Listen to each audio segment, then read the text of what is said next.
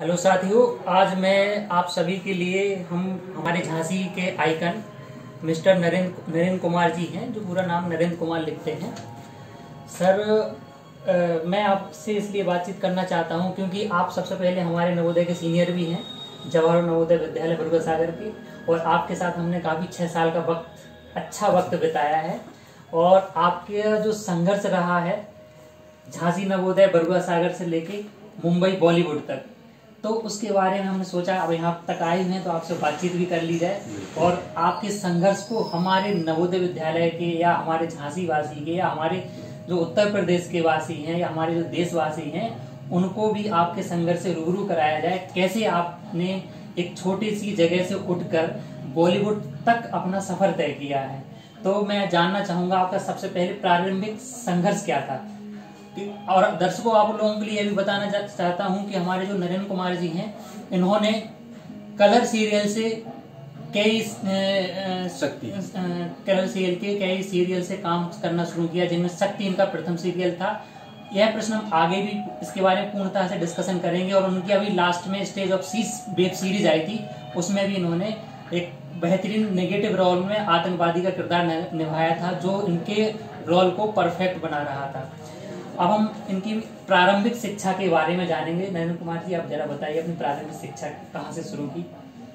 तो सभी को मेरी तरफ से पहले नमस्कार, thank you for the interview. तो प्रारंभिक शिक्षा जो थी हमारी वो झांसी से शुरू हुई थी। यहाँ पे एक अपना स्कूल है, वहाँ मैंने 1 to 5th की पढ़ाई की। उसके बाद नवोदय जब हम पहुँचे तब एक मैच्योरिटी जिसे बोलते हैं वो आनी शुरू हुई। 6th to 12th नवोदय में अपना सफ़र पूरा किया। नवोदय ने काफ़ी कुछ सिखाया। हॉस्टल था, घर परिवार से दूर थे, तो सब कुछ अपने आप से करना था। जो लोग थे, जो हमारे बैचमेट थे, सीनियर जूनियर्स, हम लोग एक दूसरे को बड़े भाई छोटे भाई की तरह ट्रीट करते थे। एक फैमिली थी हमारी वहाँ पे, लगभग 600 लोगों की फैमिली हुआ करती थी। तो एक फैमिली थी, उनके साथ में रहना और इतने सारे लोगों को एक साथ देखना और साथ में इतनी बड़ी फैमिली के साथ रहना एक अपने आप में सौभाग्य की बात होती है। और जो रिकॉर्ड कर रहे हैं वो भी बड़े भाई हैं हमारे, आप इंटरव्यू ले रहे हैं, छोटे भाई हैं नवोदय के। तो नवोदय से काफ़ी कुछ सीखने मिला। उसके बाद नवोदय से सपना था कि क्रिकेटर बनना है, क्योंकि सुमित भाई जो भी रिकॉर्डिंग कर रहे हैं इनके साथ हम क्रिकेट खेला करते तो बहुत शौक था। हमारे साथ भी खेला, आपके साथ भी खेला है। हम फर्रुखाबाद भी क्रिकेट खेलने गए थे, वहाँ पे नेशनल के लिए ट्रायल देने गए थे, तो विकेट कीपिंग किया करते थे। लोग बोलते थे बड़ा स्टाइलिश विकेट कीपर है ये, मतलब जितनी अच्छी तरीके से कैच नहीं पकड़ता उतना अच्छा स्टाइल देता है। तो ऐसे करके लोग मेरा मतलब हमें बोला करते थे उस टाइम पे। तो वहाँ से क्रिकेटर बनने का एक शौक था। पर आप यूपी में तो आपको पता ही है, हर मतलब आप 5 में से 4 पेरेंट्स को पूछेंगे तो इच्छाएं रहती हैं कि बेटा इंजीनियर या डॉक्टर बन जाए। तो हमारे पिताजी की भी इच्छा थी कि बेटा इंजीनियर बने। तो हमने अपना मतलब IIT की तैयारी करना शुरू किया और NIT में सिलेक्शन हो गया था। तो फिर NIT जमशेदपुर से हमने अपनी इंजीनियरिंग कंप्लीट की। इंटरमीडिएट आपके सब्जेक्ट PCM थे? हाँ, फिजिक्स केमिस्ट्री मैथ थे। और पढ़ाई में एवरेज था मैं, मतलब कर लेता था जितना अच्छा था। मतलब NIT में सिलेक्शन हुआ, अच्छा कॉलेज मिला। NIT जमशेदपुर उस टाइम का टॉप 5 में था NITs में। तो वहाँ सिलेक्शन हुआ, वहाँ पहुँचे। तब तक सपना ये था, मतलब आज आपके सामने बता रहे हैं कि जब वहां पहुंचा था तो दिमाग में ये था इंजीनियर नहीं बनना था, वो पापा के लिए बनना था। वहां पहुंचे थे ये सोच के कि कीनन स्टेडियम पास में जाके क्रिकेट खेलेंगे और क्रिकेटर बनेंगे। धोनी ने वहीं प्रैक्टिस अपनी की थी, तो ये सपना था। लेकिन जब वहां पहुंचे तो धीरे धीरे क्रिकेट जो हुआ थोड़ा डिस्टेंस बनती गई उससे। वहां पे एक्टिंग करना मैंने एक्चुअली शुरू किया। वहाँ पे हमारे कुछ अच्छे सीनियर थे जो लोग प्लेज वगैरह करते थे, तो उनके साथ में प्लेज करना शुरू किया।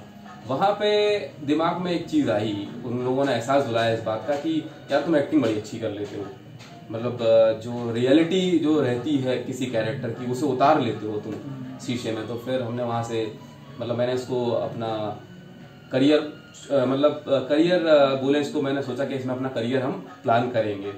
वहाँ पे फिर थोड़ा सा प्रोत्साहन भी मिला लोगों से। वहाँ थिएटर वाले लोगों के सामने परफॉर्म किया। तो मुझे जब मैं 3rd ईयर में था इंजीनियरिंग की, तो मुझे वहाँ पे बेस्ट एक्टर का अवार्ड मिला। अच्छा। तो काफी प्रोत्साहन मिला, लोगों ने काफी सराहा। मैं आपको टोकूंगा आपको। हाँ। लेकिन आपको एक्टिंग का शौक तो मैंने नवोदय विद्यालय में देखा था कि जब मेरे आप सीनियर थे और मैं आपका जूनियर था, तो आप मुझे पकड़ लेते थे, वहाँ पर अन्य वेशभूषाओं में एक्टिंग करके मुझे डराने की कोशिश करते। तो आप एक्टिंग तो आपके पास शुरू से ही थी? वो शुरुआत से वो खून में थी, वो पता नहीं, लेकिन ये होता ना कि जो आप इसको बोलो कि उसको आपको करियर चूज करना है, मतलब ये पता दिमाग में कि हाँ इस डायरेक्शन में जाना है, वो एहसास कॉलेज में जाके हुआ। कॉलेज टाइम पे आपका टर्निंग पॉइंट था एक्टिंग के लिए? एक्टिंग के लिए जी जी। 12वीं की बात, फिर आपका संघर्ष एक्टिंग के लिए कैसे शुरू हुआ? 12वीं में मैंने बोला कि मुझे एक्चुअली में एक्टिंग के इस क्षेत्र में जो था, मतलब इसमें जाना नहीं था, अभिनय के क्षेत्र में जाना नहीं था, पता नहीं था कि इसमें जाना है कि नहीं जाना है। क्रिकेट का बहुत शौक था। मैंने अपना रेलवे का जो इंस्टीट्यूट है हमारा झांसी का, वहाँ बहुत दिनों मैंने प्रैक्टिस भी की कोचेस के साथ में। मैं यहाँ से लखनऊ भी खेलने गया काफी बार, बट जब कॉलेज में सिलेक्शन हो गया फाइनली इंजीनियरिंग में, तो वहाँ जाके क्रिकेट भी खेल रहे थे, लेकिन वहाँ से एक्टिंग को एक वो लगा कि यार इसमें ये फील्ड है जहाँ पे दिल को क्या बोलते हैं ना, सुकून मिलता है इसको करने से। तो पढ़ाई अपनी साथ ही साथ चल रही थी, बट फिर एक्टिंग में थोड़ा सा फोकस अच्छा बढ़ गया ऐसे। उसके बाद जैसे अभी हम 12वीं की जो क्लास हुई, उसके बाद आपका संघर्ष से बात करने से पहले मैं कुछ 12वीं के पीछे जो जवाहर नवोदय विद्यालय है, हाँ। उसके लिए आप कुछ छात्रों को कुछ कहना चाहेंगे इस एक्टिंग के बारे में, कि जिनका जो सपना, क्योंकि बच्चे हमारे नवोदय विद्यालय बहुत टैलेंटेड बच्चे आते हैं ग्रामीण क्षेत्रों से। 75% जो बच्चे होते हैं ग्रामीण क्षेत्रों से आते हैं, उनके अंदर टैलेंट होता है। तो उनको ऐसा क्या प्लेटफॉर्म के बारे में बताएं जिससे वो कभी हार न माने, उनका रास्ता खुलता चला जाए? सबसे पहले नवोदय के मतलब जो भी दोस्त अभी इस वीडियो को देख रहे हैं, उनसे यही कहना चाहूंगा कि हम नवोदय में सिर्फ पढ़ाई को ही फोकस नहीं करते हैं। अच्छी चीज है नवोदय में, हम फिजिकल एक्टिविटीज बहुत अच्छी, मतलब हम हर गेम खेलते हैं, बास्केटबॉल, फुटबॉल, क्रिकेट, आप जो गेम बोलो नवोदय में खेला जाता है। हम कल्चरल एक्टिविटीज में भी पार्टिसिपेट करते हैं, singing, dancing, folk dance, folk music, मतलब उस टाइम हमारे टाइम पे भी आप थे ना, उस टाइम पे तो काफी प्रचलित था। इवन हम लोग झांसी महोत्सव में परफॉर्म करके गए। तो होता क्या है, बट एक समय के बाद पेरेंट्स का, अभी समय चेंज हो रहा है, हमारे टाइम पे पेरेंट्स का था कि बच्चे शिक्षा में ही आगे बढ़े। इतने अच्छे विद्यालय से आप निकले हो, नवोदय अपने आप में झांसी का एक top school, one of the top school में इसको हम लोग काउंट करते थे उस टाइम पे। जो आईटी स्कूल नहीं, हमारे देश में एक शिक्षा का ब्रांड एम्बेसडर है। बिल्कुल बिल्कुल, इस बार तो नवोदय ने जो दिखाया है वो बेस्ट रिजल्ट दिया है नवोदय ने। तो ऐसा हम लोग का वो था कि पेरेंट्स का भी यही मानना है था उस टाइम पे कि जब इतने अच्छे स्कूल से आप निकले हो तो पढ़ाई के क्षेत्र में आगे बढ़ो। बट मैं सबसे ये कहना चाहता हूँ, it all depends on you, आप क्या करना चाहते हो उस पर फोकस करो। इसलिए तो नवोदय विद्यालय का उद्देश्य रहा कि नवोदय विद्यालय मल्टी टैलेंट बच्चों को पैदा करते हैं। वहाँ पढ़ाई के साथ साथ कई सारी एक्स्ट्रा कुरिकुलर एक्टिविटीज को भी ध्यान दिया जाता है। मैं भी हूँ IIT दिल्ली से पोस्ट डॉक कर रहा हूँ केमिस्ट्री, लेकिन आपको बताना चाहता हूँ मैं इंटर में नेशनल खेलने की वजह से मैं इंटरमीडिएट की केमिस्ट्री की परीक्षा में फेल हो गया था। मेरी सप्लीमेंट्री आई थी, मैंने सप्लीमेंट्री दी, मैं सप्लीमेंट्री में भी फेल हो गया था। लेकिन आज आप देखिए नवोदय ने हमें जो संघर्ष करना सिखाया, आज उस केमिस्ट्री में मैं PhD किया हूँ और आज उसी में साइंटिस्ट हूँ IIT दिल्ली। अच्छे एथलीट भी थे आप, जहाँ तक और सही कहा कि मैंने क्या कहा, मैं इंटरमीडिएट की परीक्षा में फेल हो गया था क्योंकि मैं 100 to 100 मीटर रेस में मैं नेशनल खेलने चला गया था नवोदय विद्यालय में, और उसमें कम से कम मेरे 2-3 महीने बर्बाद हो गए थे। क्योंकि जब नेशनल में खेलते हैं तो उसमें ट्रेनिंग कैंप करना पड़ता है। तो यही नवोदय विद्यालय की खूबसूरती, एक खासियत है कि हमारे नवोदय विद्यालय के जितने बच्चे पढ़े हुए वो हर किसी न किसी फील्ड में महारत हासिल कर लेते हैं। फिर इस बात को हम लोग आगे बढ़ाते हुए, तो आपको एक्टिंग करने की प्रेरणा मिली कहाँ से? एक्टिंग करने की प्रेरणा, जैसा आपने कहा कि मतलब वो जो गुण थे ना वो पहले से पता नहीं कहाँ से आए, मुझे भी नहीं पता चला। नवोदय में थोड़ा बहुत चलते रहता था उस टाइप का। आपके फैमिली बैकग्राउंड में कोई एक्टर नहीं? नहीं, मेरे फैमिली बैकग्राउंड में कोई भी एक्टर नहीं है। हाँ, मतलब मेरे फैमिली बैकग्राउंड में तो कोई नहीं है, मैं पहला हूँ। तो नवोदय में थोड़ा बहुत चलते रहता था। लोग बोलते थे अरे एक्टर हो तुम यार, क्रिकेटर नहीं हो, एक्टर हो। मतलब ऐसे लोगों ने कमेंट भी करना शुरू करा था, जैसे बताया मैंने आपको। कीपिंग करके स्टाइल करते थे कैच वाला, तो बोलते थे कैच पकड़ो ना पकड़ो स्टाइल बराबर आता है पूरा। तो वो रहा इस टाइप का। लेकिन जब जैसे बताया इंजीनियरिंग कॉलेज में गए तो वहाँ लोगों को देखा कि वो पढ़ाई के साथ ये चीज जो कर रहे हैं ना, तो मुझे वो क्रिकेट से ज्यादा इन्फ्लुएंस उस चीज ने करा। तो उस पर थोड़ा सा झुकाव हुआ। वहाँ पे लोगों को देखा, उन लोगों की इस कला में, मतलब होता ना कि किसी कला के लिए आप आकर्षित होते हो, तो वहाँ लगा यार कि हाँ यार ये एक ऐसी फील्ड है यहाँ मुझे मेरा इंटरेस्ट जाग रहा है, साथ ही साथ मेरे अंदर थोड़ा बहुत तो हुनर है इस चीज का। तो फिर वहाँ धीरे धीरे इस चीज को कंटिन्यू करना शुरू करा। तो लोगों का सबसे पहले रिस्पॉन्स अगर आपके लिए अच्छा आता है तो आपका कॉन्फिडेंस बढ़ जाता है। तो लोगों का रिस्पॉन्स काफी अच्छा था, उन्हें लगता था कि हाँ आगे बढ़ सकते हो। मतलब मैं आपको बताऊं, बोलने वाली बात नहीं है, बट जब मैंने बेस्ट एक्टर का अवार्ड जीता तो उस वक्त जब मैं स्टेज से नीचे उतरा परफॉर्म करके, तो मेरे टीम के साथ साथ दूसरे टीम वाले जो कॉम्पीट कर रहे थे उन्हें गले लगा के बोला कि ये है NIT का शाहरुख खान। पहली बार किसी ने ऐसा बोला तो मतलब आंसू झलके थे लिटरली, मतलब कि लोग अपोनेंट अब आपको जब तारीफ करने लगे ना आपकी, तब लगता है कि नहीं आपने काम अच्छा किया। देखा उस टाइम पे अधिकतर जो NIT IIT के जो प्रोग्राम होते हैं एनुअल फंक्शन, उनमें अक्सर जाया करते थे। और आपको शाहरुख खान इसलिए बोल रहे हैं क्योंकि आप एक इंजीनियर हैं और इंजीनियर होके एक्टिंग की लाइन में गए हैं। ये सबसे बड़ा ट्रांसफॉर्मेशन होता है लाइफ में कि एक्टिंग के लिए अलग से कोई कोर्स करता है। हाँ, तो आपने कोई कोर्स किया है क्या एक्टिंग के लिए? तो NIT मतलब एक्टिंग के लिए मैं बता रहा हूँ कि कोर्स मैंने जब से इंजीनियरिंग करने के बाद प्लान जब बनाया कि एक्टिंग करनी है अभी, तो मैं जॉब में गया। अब होता क्या है कि मेरा लाइफ का मोटिव था कि अगर मैं इस चीज में जाऊं तो फाइनेंशियली थोड़ा सा स्टेबल होके जाऊं, तो उसके लिए मैंने पहले जॉब करा जिंदल में रहते रहते फिर दिमाग में रहा कि मुंबई शिफ्ट होना है। तो बात ये थी कि मुंबई ऐसे शिफ्ट तो नहीं हो सकते हैं कि बिकॉज आपके पास जॉब है, आप जॉब छोड़ के जाओ और आपको उस एक्टिंग आना अलग बात है, लेकिन उस फील्ड का आपको जब तक नॉलेज नहीं है कि किससे हमें टच करना है, किससे हमें कांटेक्ट करना है, तब तक आपको समुद्र में जब तक तैरना अलग बात है, लेकिन कितनी गहराई है समुद्र को उसको नापने के लिए आपको आसपास के फील्ड में उतरना तो पड़ेगा। तो मैंने प्लान करा कि let's go to do something else जो मुझे थोड़ा सा आइडिया साइड बाय साइड देता रहा और मेरा काम भी ना रुके। तो मैंने MBA करा वहां से, मुंबई से। उस दौरान मैंने इस फील्ड को धीरे धीरे करके एक्सप्लोर करा। तो वहां पे मतलब जो एक्टर्स लोग थे उनसे जाके मिलना शुरू करा, थिएटर वहां पे शुरू करा। कोर्स नहीं करा था पहले, मैंने थिएटर करना शुरू करा। मैंने कॉलेज में भी किया था, क्योंकि लोग बोलते हैं, अपना अपना बोलने का विचार है कि लोग बोलते हैं थिएटर करके आप आओ तो अच्छे एक्टर बनते हो, कुछ लोग बोलते हैं एक्टिंग कोर्स करो तो थोड़ा सा रहता है, लेकिन मैंने दोनों ही चीज का फ्लेवर ले लिया था। तो मैंने थिएटर करना 5-6 साल मैंने थिएटर किया। MBA में भी करा, जब मैं इंजीनियरिंग में था तब मैंने स्टेज परफॉर्मेंस दी। उसके बाद मुंबई में जॉब करने के साथ साथ मैंने ये किया। फिर जैसा आपका क्वेश्चन था अभी कि आपने कोई कोर्स किया, थिएटर करने के बाद कॉन्फिडेंस अच्छा था कि लोगों के साथ परफॉर्म कर सकते हो आप। फिर एक कोर्स इसलिए करना था इस चीज का क्योंकि नेटवर्क कनेक्टिविटी मिल जाती है, एक और प्रॉपर डायरेक्शन मिलता है कि हाँ अपार्ट फ्रॉम स्टेज परफॉर्मेंस और क्या है जो हमें काम आएगा। तो मैंने उसके लिए, मैं आपको बताऊं, बैरिजॉन एक्टिंग क्लासेस, जिनके साथ शाहरुख जी ने जिनके साथ मतलब अपना, उन्होंने वहां से कोर्स नहीं करा, उन्होंने उनके साथ प्लेस परफॉर्म किए थे। मनोज वाजपेयी, उन्होंने वहां से अपना एक्टिंग का करियर कोर्स किया है। काफी बड़े बड़े कलाकार हैं, बैरिजॉन सर जो हमारे हैं, उनके अंडर में कोर्सेज किए। तो मैंने वहां से अपना पढ़ाई की एक्टिंग की, उसके लिए स्पेसिफिक एक कोर्स करा था मैंने वहां से, जिसने मुझे काफी कुछ सिखाया उस वक्त। अच्छा। और मैं आपको बताना चाहूंगा, आपने जैसे एक्टिंग करने के बाद फिर आप उस फील्ड में, बॉलीवुड की फील्ड में उतरे, तो आपका जो बॉलीवुड में जो कैरियर है सबसे पहले कहाँ से स्टार्ट हुआ? आप मुझे, हम लोगों को, सारे दर्शकों को एक एक करके बताइए थोड़ा सा विस्तार में, और आपका रोल क्या था वहाँ पे? अच्छा, तो पहले थोड़ा सा एक मजे वाली चीज बताते हैं। देखो होता है क्या है, हर फील्ड में ना आपको पॉजिटिव नेगेटिव चीजें रहती है। मैं वो बताऊंगा आपको, इस प्रश्न पे आऊंगा। जब मैं पहली बार इस फील्ड पे गया, मुझे जब कोई रोल चाहिए था, तो मैं एक जगह गया, तो वहाँ पे कास्टिंग वाले से मेरी बात हुई थी। तो उसने वो देख के मुझे बोला, अरे आप तो बड़े स्मार्ट दिखते हैं सर। मैंने अच्छा ऐसा है क्या? तो एक रोल आपके लिए हो जाएगा, बस आपकी रजिस्ट्रेशन फीस लगेगी। तब तक मुझे आइडिया नहीं था इस बात का कि यहाँ पे इस टाइप की चीजें भी चलती हैं, मतलब हर जगह अपना पॉजिटिव नेगेटिव चीज रहती है। तो वहां से थोड़ा सा नेगेटिव एक वो मिला कि यहाँ पे ये चीज भी होती है, लोग पैसे लेके और आपको एक्टिंग का, मैं जो नए नए मेरे दोस्त हैं न्यू कमर्स हैं, उनके लिए एक बात है, आप मुंबई में आपको हर तरीके के लोग मिलेंगे। जो कुछ लोग होंगे जो आपको अच्छी सलाह देंगे, कुछ लोग होंगे जो आपको एक्चुअली में अच्छी सलाह ना दे के भी लूटने की कोशिश जो करेंगे। तो हर तरीके के लोग मुंबई में आपको मिलेंगे। शुरुआत में मेरा पाला पड़ा ऐसे लोगों से, बट थोड़ी समझदारी थी और काफी एजुकेशन लेने के बाद वहां मैं पहुंचा था, तो इनका शिकार नहीं बना मैं।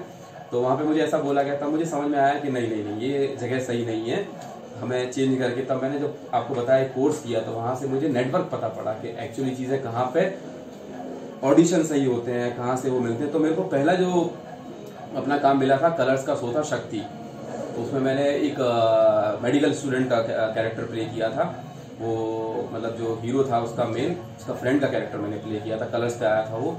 उसको देख के काफी लोगों ने फोटो वोटो खींच के मेरे को भेजी थी, भाई आपको पहली बार टीवी पे दिखाया, बड़ा अच्छा लगा। कलर्स चैनल से आप काफी अच्छा जी कलर्स से, हाँ मतलब ये सब ऐसे नहीं बोलूंगा मतलब कि उसकी टीम को मैं जानता हूँ, बट फॉर्चुनेटली जितने भी अभी तक शो किए हैं मैंने टीवी के, वो सारे कलर्स के ही मिले हैं, जिसमें आपका शक्ति अस्तित्व के एहसास की एक शो था। उसके बाद मैंने उनका उड़ान एक सीरियल आता था, वो काफी अच्छा ट्रैक चला था मेरा।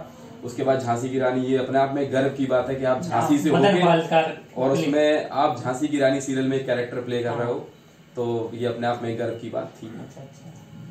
और आपका अभी जो वेब सीरीज आई थी, अच्छा, तो उसमें मतलब झांसी की रानी जो मैंने किया था वो सेम प्रोडक्शन का था, कॉन्टिलो प्रोडक्शन का था। उन्होंने जब वेब सीरीज बनाई तो मैं जब वहाँ पहुंचा तो पता चला कि कुछ ऐसी सीरीज बनने वाली है। तो उन्होंने मेरे को देखा तो बोला कमांडो में तो आपका लुक नहीं जाएगा, बट हम एक टेररिस्ट का कैरेक्टर है, उसके लिए आपको ट्राई कर सकते हैं। लेकिन आपका जो टेररिस्ट का लुक था वो बड़ा धांसू था और उसने शायद उस कैरेक्टर में जान फूंक दी। जैसा कि आपने कहा आपने कई सारे सीरियल में काम किया कलर चैनल्स के, तो आपकी कोई अपकमिंग वेब सीरीज भी थी? हाँ, मतलब वो आ चुकी है, वो पहले साल आ गई थी। हाँ, मार्च में जो आई थी web series state of siege, जो कि मुंबई टेररिस्ट अटैक पे बेस्ड थी, उसमें मैंने टेररिस्ट का कैरेक्टर प्ले किया था।